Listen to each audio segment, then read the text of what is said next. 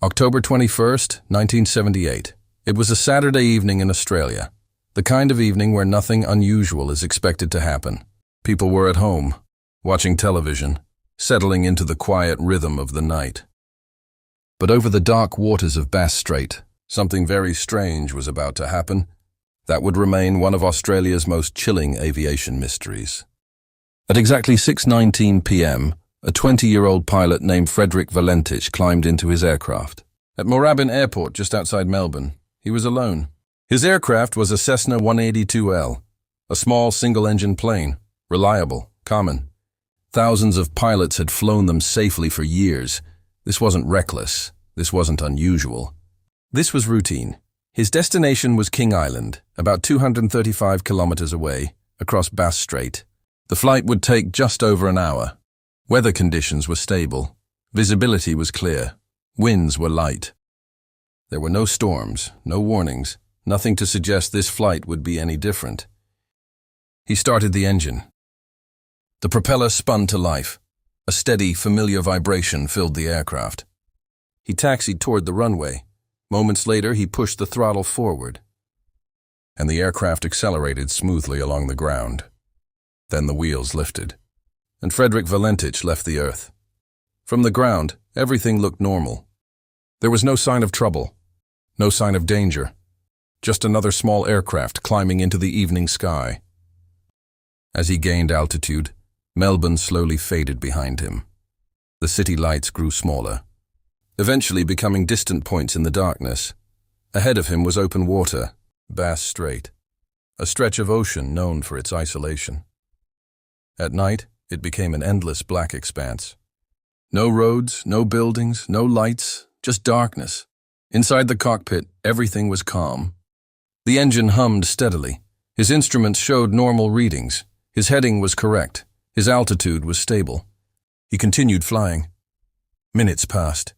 The sun dipped lower, and the sky darkened further.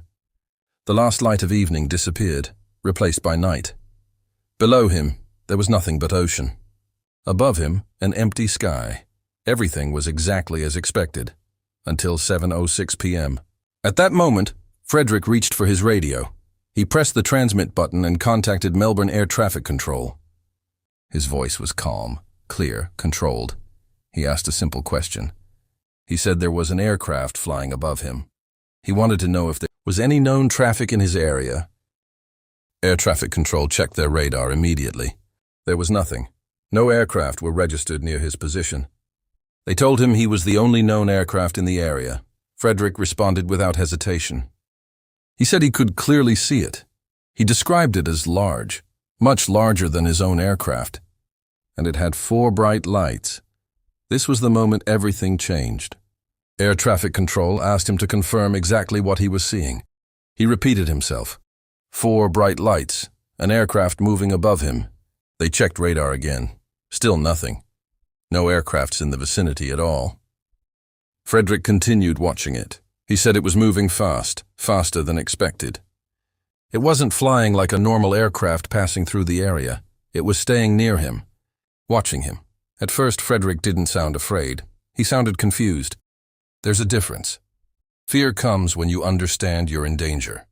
Confusion comes when your brain can't explain what you're seeing.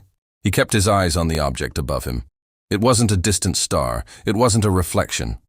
It wasn't something stationary. It was moving. And it was moving with purpose. He described the lights again. They weren't blinking like normal aircraft navigation lights. They were solid, bright, constant. He watched as the object approached from his right side. It didn't fly past him. It circled him. His voice remained steady, but the situation was no longer normal.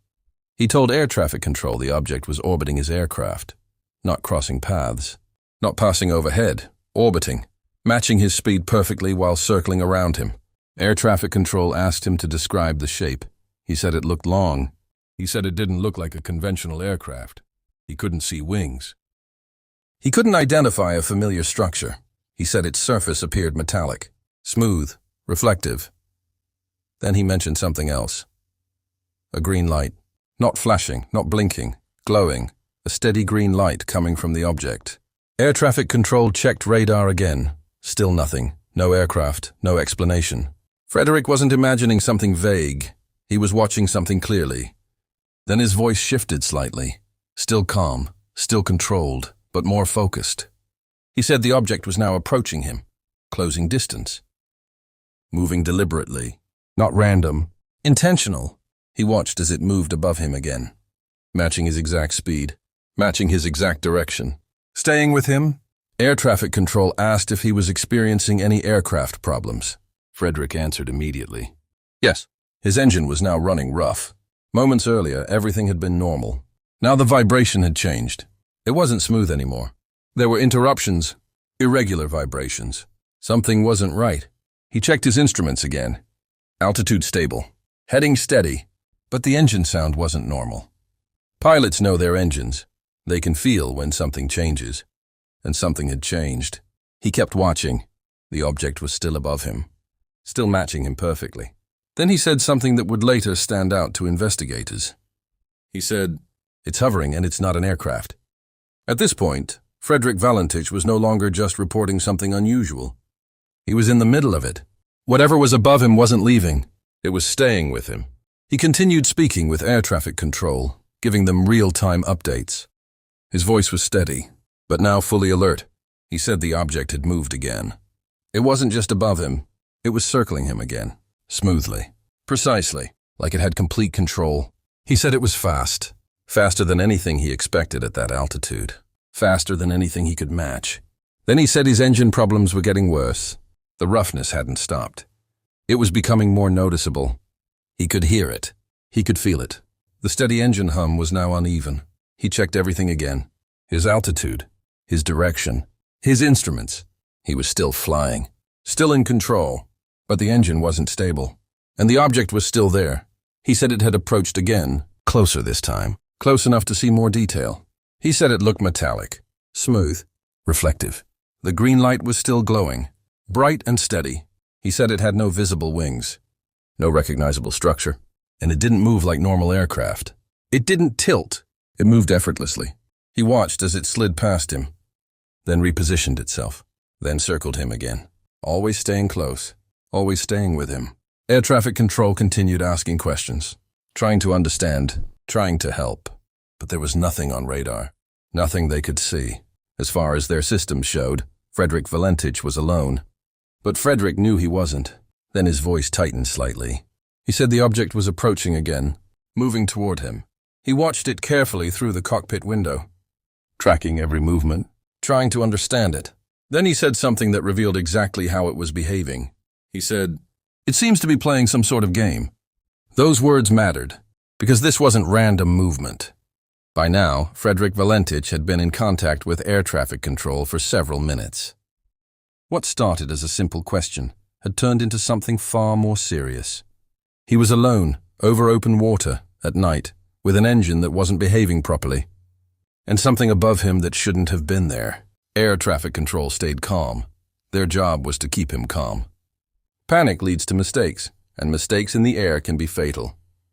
They asked him to confirm his altitude. He responded clearly. He was flying at 4,500 feet, still in control, still maintaining level flight. But his attention wasn't on his instruments anymore. It was on the object.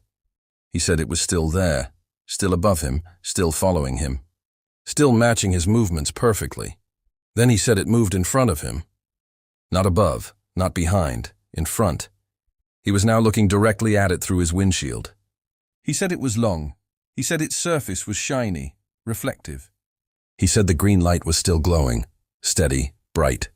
And then he said something that made the situation far more serious. His engine was now coughing, not completely dead, but close. The sound of it could be heard faintly through the radio. It wasn't smooth anymore. It was breaking apart, failing. Pilots train for engine failure. They practice emergency procedures. They learn how to glide safely. But there was nowhere to land. Below him was nothing but dark, cold ocean. He kept speaking. He kept describing what was happening.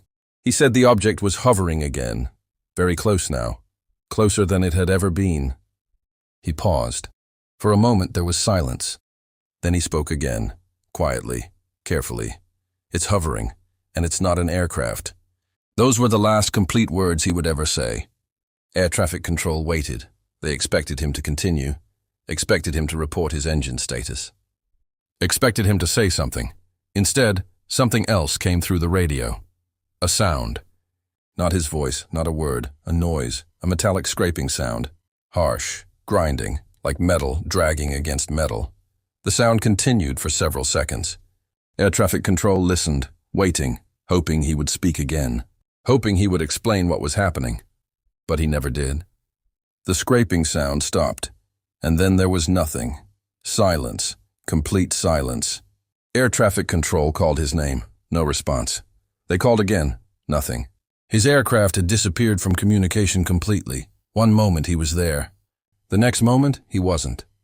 At exactly 7:12 p.m., the transmission ended. And Frederick Valentich was gone. Air traffic control immediately tried to re-establish contact. They called him repeatedly, switched frequencies, tried every available channel. Nothing worked. There was no reply. Within minutes, the situation was escalated. Authorities were notified. Search and rescue operations began immediately. Based on his last known position, they had a general area where he should have been. But Bass Strait is enormous. Hundreds of kilometers of open water. Dark, cold, empty. Search aircraft were sent out, scanning the ocean below, looking for anything.